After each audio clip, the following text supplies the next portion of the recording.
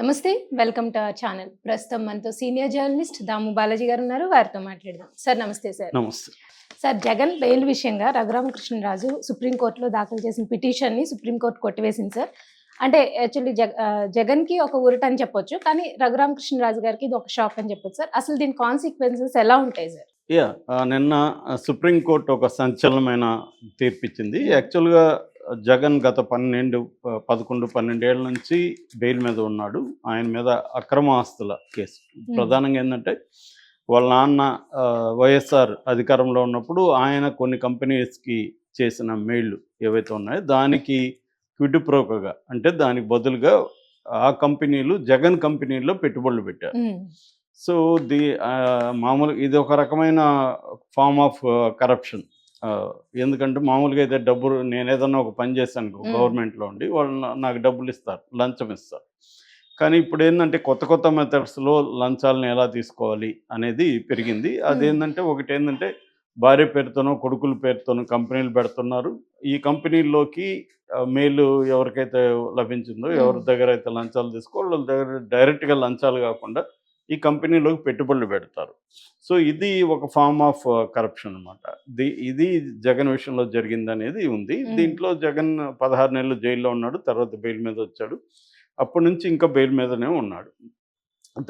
దానికోసం రఘురామకృష్ణరాజు ఏం చేశాడు, గతంలో సిబిఐ కోర్టులో బెయిల్ క్యాన్సిల్ చేయాలి, బెయిల్ రద్దు చేసి జగన్ని జైలుకి పంపించాలి, బయట ఉంటే ఈ కేసు త్వరగా కాదు, జగన్ ఇన్ఫ్లుయెన్స్ చేస్తున్నాడు, ఆయన సీఎంగా ఉన్నాడని సీఎంగా ఉన్నప్పుడు వేశాడు. కానీ సిబిఐ కోర్టు రిజెక్ట్ చేసింది. మామూలుగా కోర్టులు ఏంటంటే థర్డ్ పార్టీ వాళ్ళు వచ్చినప్పుడు అసలు నీకేం సంబంధం, వేస్తే సిబిఐ ఈడీ ఈ రెండు వేయాలి, ఇతనికి ఏం సంబంధం అనేది అడిగాయి కూడా. దాని తర్వాత ఈయన హైకోర్టుకి వెళ్ళాడు. హైకోర్టు కూడా నీకు సంబంధం లేదు పోమంది. దాని తర్వాత ఈయన పట్టువదలని విక్రమలాగా సుప్రీంకోర్టుకి వెళ్ళాడు. సుప్రీంకోర్టు గతంలో ఈయన్ని అదే ప్రశ్న వేసింది, ఈయనకేం సంబంధం అని, ఈయనకి రాజకీయ ఇది ఉందా అని. ఎందుకంటే జగన్ తరపున ముకుల్ రోహిత్గి లాంటి అడ్వకేట్లు సుప్రీంకోర్టులో ఈయనకి జగన్తో రాజకీయ విభేదాలు ఉన్నాయి, అందువల్ల ఈయన చేస్తున్నాడు, కోర్టుల్ని టైంని దుర్వినియోగం చేస్తున్నాడు అనేది కూడా ఆర్గ్యూ చేశారు. కానీ యువతల రఘురామకృష్ణరాజు తరపున అడ్వకేట్లు మాత్రం లేదు, ఆయన వైసీపీలోనే ఉన్నాడు, ఆయనకేం లేదు, ఆయన న్యాయం కోసమే వచ్చాడు. అనేకసార్లు సుప్రీంకోర్టు కూడా ఆర్థిక నేరాలని త్వరగా పరిష్కరించమని, ముఖ్యంగా ప్రజాప్రతినిధుల కరప్షన్ కేసుల్ని త్వరగా పరిష్కరించమని అనేకసార్లు సుప్రీంకోర్టు కూడా చెప్పింది కదా. ఈయన 11 ఏళ్ళు 12 ఏళ్ళకి బెయిల్ మీద ఎలా ఉంటాడు అనేది ప్రశ్నించారు. సో ఈ నేపథ్యంలో నిన్న సుప్రీంకోర్టు ఒక తీర్పు ఇచ్చింది. జస్టిస్ బివి నాగరత్న ఆధ్వర్యంలో జస్టిస్ సతీష్ చంద్ర ద్విసభ్య ధర్మాసనం. దీంట్లో ఇప్పుడు 2 రకాల పిటిషన్లు వేశాడు రఘురామకృష్ణరాజు. 2023లో ఆయన ఎస్ఎల్పి స్పెషల్ లీవ్ పిటిషన్ వేశాడు. అందులో 2 ఏంటంటే, ఒకటి ఈయనకి బెయిల్ రద్దు చేయమని, 2 తెలంగాణ హైకోర్టు నుంచి వేరే రాష్ట్రానికి మార్చమని. అంటే ఈ రాష్ట్రంలో ఉంటే దీంట్లో న్యాయం జరగదని, అంటే ఇక్కడ ఉండే సిబిఐ ఇక్కడ నుంచి వేరే రాష్ట్రానికి మార్చమని ఆయన దీన్ని ఇచ్చేశాడు. ఈ సిబిఐని తెలంగాణ హైకోర్టు గైడ్ చేస్తుంది ఈ కేసులో. సో మార్చమని వేశాడు. సో దాంట్లో ఫస్ట్ వేరే మేము కింది కోర్టుల్లో జోక్యం చేసుకోలేము, అంటే ట్రయల్ కోర్టు విధానంలో మేము జోక్యం చేసుకోలేము, అది కరెక్ట్ కాదు. సో మేము దీన్ని వేరే రాష్ట్రానికి మార్చాల్సిన అవసరం కూడా ఏమీ కనిపించట్లేదు. ఆల్రెడీ హైకోర్టు ఆదేశాలు ఏం చేసింది, సిబిఐ కోర్టుకి రోజువారీ విచారణని కంటిన్యూ చేయమని చెప్పింది. ఆ ప్రాసెస్ జరుగుతుంది. సో దీంట్లో మేము జోక్యం చేసుకోమని ఆ పిటిషన్ కొట్టేసింది. ఇక 2వ పిటిషన్కి సంబంధించి ఒక కామెంట్లో ఒక సలహా ఇచ్చింది. అదేంటంటే బెయిల్ రద్దు అనేది నువ్వు ఇక్కడ కాదు హైకోర్టులోనే చూసుకోవాలి, ఇక్కడ అవసరం లేదని చెప్పింది. దాంతో వీళ్ళు ఏం చేశారు, మేము ఈ పిటిషన్ని విత్డ్రా చేసుకుంటాము, పర్మిషన్ ఇవ్వమని కోర్టుని అడిగారు. పర్మిషన్ ఇవ్వడానికి కోర్టు ఒప్పుకుంది. దీన్ని హైకోర్టుకి పంపించి హైకోర్టు కూడా చెప్పడానికి కూడా సుప్రీంకోర్టు ఒప్పుకుంది. సో ఇప్పుడు రఘురామకృష్ణరాజు ముందున్న ఆప్షన్ అయింది, మళ్ళీ వచ్చే హైకోర్టులో పిటిషన్ వేయాలి, ఏంటి బెయిల్ రద్దు చేయమని. ఆల్రెడీ హైకోర్టు రిజెక్ట్ చేసింది. రెండోది ఇప్పుడు ఈ హైకోర్టు ఈ రాష్ట్రంలో నుంచి దీన్ని మార్చమన్నప్పుడు ఈ హైకోర్టు ఎలా బిహేవ్ చేస్తుంది అనేది మనకు ఆల్రెడీ అర్థమవుతుంది.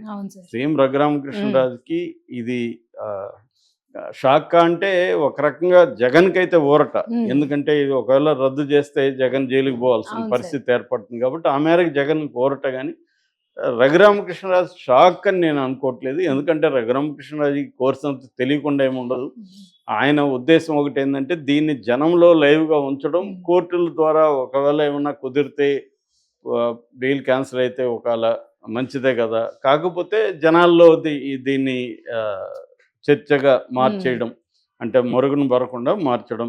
సో, రెండోదేందంటే ఆయనకి జగన్ మీద తీవ్రమైన కోపముంది. దాన్ని మామూలుగా రఘురామకృష్ణరాజుని మనం పరిశీలిస్తే ఆయన ఒక విషయాన్ని పట్టుకుంటే అంత ఈజీగా వదిలిపెట్టరు. అవును సార్. తను business man and successful business man and politician.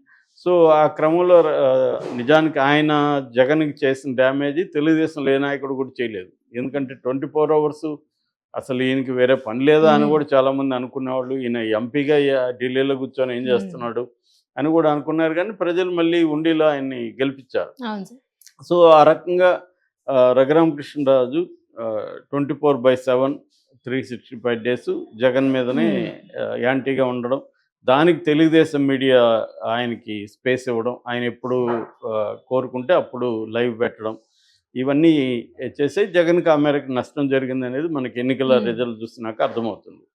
So, ఇప్పుడు ఆహ్, దీని కాన్సిక్వెన్సెస్ ఏందంటే ఇక్కడ 2 రకాలుంటాయి. ఒకటి ప్రతి కేసుకు సంబంధించి లీగల్ ప్రాసెస్ ఒకటి నడుస్తుంది. పొలిటికల్ ప్రాసెస్ బ్యాక్ ఎండ్‌లో పొలిటికల్ ప్రాసెస్ నడుస్తుంటది. ఫైనల్‌గా అన్ని ప్రాసెస్‌ని పొలిటికల్ ప్రాసెస్ డామినేట్ చేస్తుంటది. హ్మ్. ఎప్పుడూ గాని లీగల్ ప్రాసెస్ డామినేట్ చేయదు. సుప్రీంకోర్టు వీళ్ళందరూ గూడా ప్రతిదాన్ని ఆహ్, లీగల్ లీగల్‌గా ప్రొసీడ్ అవ్వాలని అనుకున్నా గూడా, చాలా విషయాల్లో పొలిటికల్ ప్రాసెస్ డామినేట్ చేయగలదు. ఎందుకంటే ఇన్వెస్టిగేటివ్ ఏజెన్సీస్ పొలిటికల్ ప్రాసెస్‌కి లోబడి ఉంటాయి. హ్మ్. ఇప్పుడు ఫర్ ఎగ్జాంపుల్ సీబీఐ డైరెక్టర్ గాని, ఈడీ డైరెక్టర్ గాని వీళ్ళందరూ నియామకం ప్రాసెస్‌ని బీజేపీ మార్చేసింది.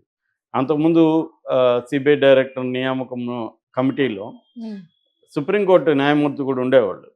సో, అందువల్ల కొంత బ్యాలెన్స్‌గా జరిగేది. ఇప్పుడేమైంది సుప్రీంకోర్టు న్యాయమూర్తి లేరు. ఆ కమిషన్‌లో ఎవరెవరు ఉంటారు? పీఎం ఉంటాడు. ప్రధానమంత్రి హ్మ్. నరేంద్ర మోడీ ఉంటాడు. ఒక క్యాబినెట్ ర్యాంక్ మినిస్టర్ ఉంటారు. హ్మ్. తర్వాత ప్రతిపక్ష నాయకుడు ఉంటాడు పార్లమెంట్‌లో, లోక్‌సభలో. హ్మ్.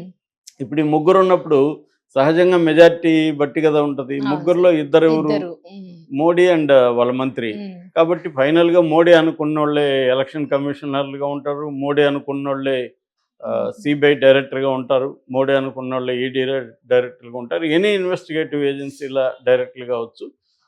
వీటికి ఒక ట్రాన్స్‌పరెన్సీ అనేది పోయింది. హ్మ్. మోడీ అనుకున్న వాళ్ళే వ్యవస్థల్లో ఉంటారు. హ్మ్. అందువల్ల అన్ని వ్యవస్థలు మోడీ కంట్రోల్‌లో ఉంటాయి. సో, ఈ కంట్రోల్‌లో ఉన్నప్పుడు దీన్నేం చేస్తున్నాడంటే మోడీ, ఈ ఇన్వెస్టిగేటివ్ ఏజెన్సీలని తన ప్రత్యర్థుల్ని ఇబ్బంది పెట్టడానికి, లేదు తన కి ఇబ్బందిగా ఉన్నవాళ్ళుని కంట్రోల్ చేయడానికి మోడీ ఏం చేస్తున్నాడంటే వీళ్ళని ఉపయోగిస్తున్నాడు. సో, ఈడీ వచ్చి కేసులు అందుకనే మోడీతో పెట్టుకుంటే ఈడీ వస్తుందని కూడా హ్మ్. చెప్తున్నారు. సో, మళ్ళీ కేసులున్నోళ్ళు గాని బీజేపీలోకెళ్ళిపోతే ఆ కేసులే ఉండవు. ఇదే ఓహ్! రఘురామకృష్ణరాజు మీద సీబీఐ ఉంది. హ్మ్. ఎంక్వైరీ ఉంది. ఈయన బ్యాంకులకి ఎగ్గొట్టాడనే ఆరోపణలున్నాయి. కానీ మరి రఘురామకృష్ణరాజు ఏమో తన మీద సీబీఐ ఇది పెట్టుకొని జగన్ సీబీఐ కేసుల్లో హ్మ్. జగన్ బెయిల్ రద్దు చేయండి అంటాడు. మరి తను కూడా అడగొచ్చుగా నా కేసుల్లో కూడా త్వరగా తేల్చండి అని అవును సార్. రఘురామకృష్ణరాజు ఎందుకు అడగడు? హ్మ్. సో, ఈ ప్రశ్నలు వస్తాయన్నమాట.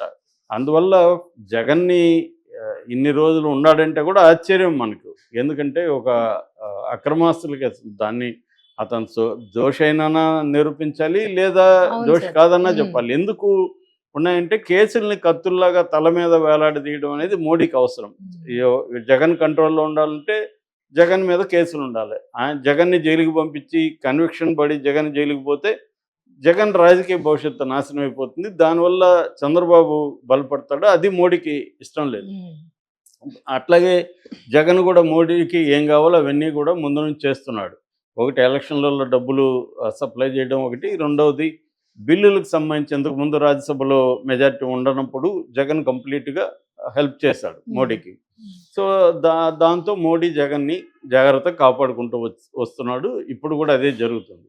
కాబట్టి ఫైనల్‌గా పొలిటికల్ ప్రాసెస్ ఇంకా ఇదిగా క్లియర్‌గా చెప్పాలంటే మోడీ కాపాడినంతసేపే జగన్ ఉంటాడు. మోడీ వద్దనుకుంటే జగన్ జైలుకి వెళ్తాడు.